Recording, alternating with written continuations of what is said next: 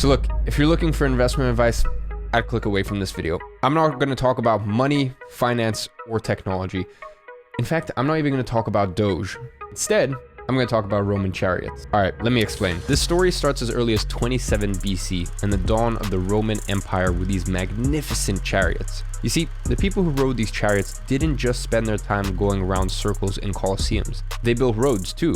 And because the Imperial Romans were, well, imperial, they didn't just stay in their own country. They built roads everywhere, especially in England. That meant that in the United Kingdom, Roman-built roads were once ridden by Roman-driven chariots. And these Roman-driven chariots, driven on Roman-built roads, left Roman-sized ruts in the road. So for the chariots, they were built just large enough to accommodate the rear end of 2 horses. And even when the Romans left and the English upgraded from old-fashioned chariots to new, modern, fancy wagons, they used the same wheel dimensions as the chariots, so that way the wagons could fit into the ruts in the road. And when the English did away with the wagons and built even more modern tramways, they used the same tools to build the trams as they did their wagons. So when those same English tramway builders went to America to build the Ohio-Baltimore railway line, they used the same dimensions to build the railway lines. All of this meant that when the solid rocket boosters used to propel the space shuttle had to be transported from the factory in Utah to the launch pad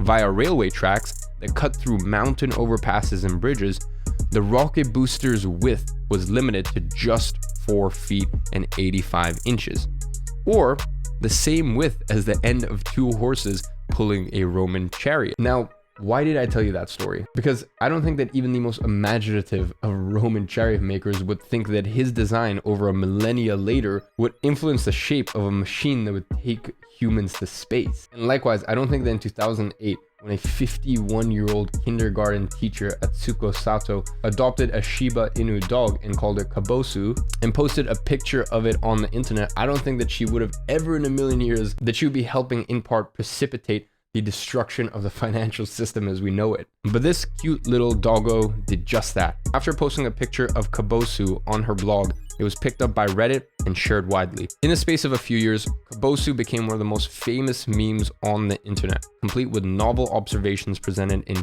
canine pigeon English and Comic Sans font. And by 2013, Doge, an intentional misspelling of the word dog, was named the meme of the year. The meme was so popular, it was even embraced by members of Congress, who were rightly mocked for their attempt to appear cool. But arguably, the greatest use of this meme was by 2 software engineers from Adobe and IBM, Billy Marcus and Jackson Palmer. Together, they built DogeCoin, an alternative cryptocurrency. They didn't intend for it to be a serious competitor. Instead, a lighthearted, amusing foil to the otherwise very serious world of cryptocurrency. And yet, Dogecoin quickly exceeded its initial remit and became not just a joke currency, but one as legitimate as any other altcoin. Its price continued to rise, and whilst its market capitalization has always been dramatically behind Bitcoin, in 2014, Dogecoin was briefly traded more than every other cryptocurrency combined. In the same year, it appeared next to multi-billion-dollar brands as a sponsor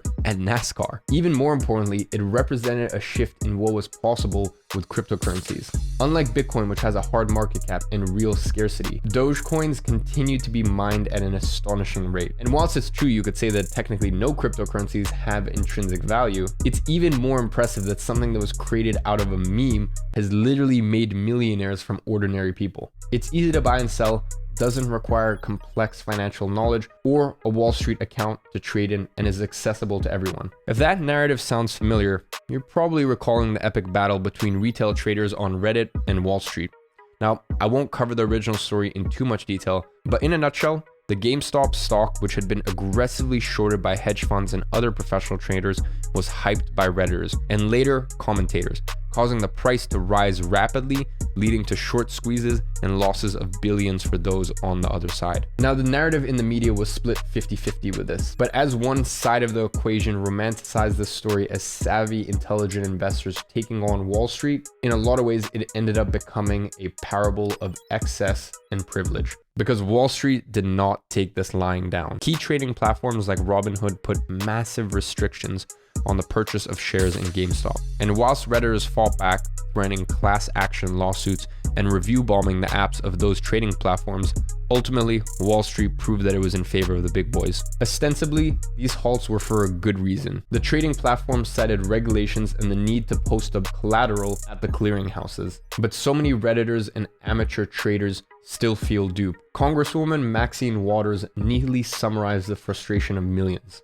Many Americans feel that the system is stacked against them, and no matter what, Wall Street always wins. In this instance, many retail investors appeared motivated by a desire to beat Wall Street at its own game, and given the losses that many retail investors have sustained as a result of volatility in the system, there are many whose belief that the system is rigged against them has been reinforced. No shit. Good news is the battle didn't stop there. Giddy with newfound power and brimming with anger, Redditors turned their attention to DogeCoin next. Not to punish Wall Street, just for a laugh. And within a few days, DogeCoin's price had risen by over 1,000%. I will say, Redditors can't take all the credit. Obviously, Elon Musk had to get involved too. But why does all of this matter? Isn't this just another online joke that will ultimately get thwarted by the financial elite? No, because DogeCoin is the currency of the people. You don't buy it to invest. At least I hope you don't. You buy it to make a statement, to be a part of a cultural movement. DogeCoin has captured the attention of the masses because it's a currency that has resisted interference from the guys above because they don't understand it. Traditionally, value is dictated by market share, revenue and profit, projections, and other tangible figures. But when it comes to DogeCoin, its value, more often than not, comes down to a meme. Try as they might, it's impossible to legislate for or to trade on the basis of memes. It's no secret, I'm a fan of Bitcoin and other cryptocurrencies, but as it becomes embraced by traditional institutions and corporations, I think it risks becoming subject to artificial impositions by the same trading platforms that halted trading of GameStop and market manipulation. And yet, Dogecoin remains free of these pressures. GameStop proved that Wall Street was foolish not to take Redditors and retail investors seriously. But maybe the greatest mistake of all is taking Dogecoin seriously. I mean, it is a meme after all. To the moon! To the moon! So, ladies and gents, I hope you guys enjoyed this video. I had a blast putting it together. And really, I cannot stress this enough. I do not consider Dogecoin a good investment. But if you want to be a part of the cultural movement, I don't personally own any Dogecoin. But hey, I think maybe in 20, 30 years, it will be a cool thing to say you had, maybe in 5, 10 bucks of. As for cryptocurrencies as a whole, we are still very, very much in a bull market. And it's going to continue to be that way for the next 6 to 12 months. So I've grown my own cryptocurrency portfolio to millions and millions of dollars. Hopefully by the end of the year, if all goes well, even 8 figures. And once I hit my certain price targets, I'll start taking profits on the way up. You can never really time the top of the market. But really, my last little piece of advice to you guys, I hope you enjoyed this video. Learn about cryptocurrencies, educate yourself on them. Because if you pick the right ones, honestly, it's like early tech companies between 2000 and 2005.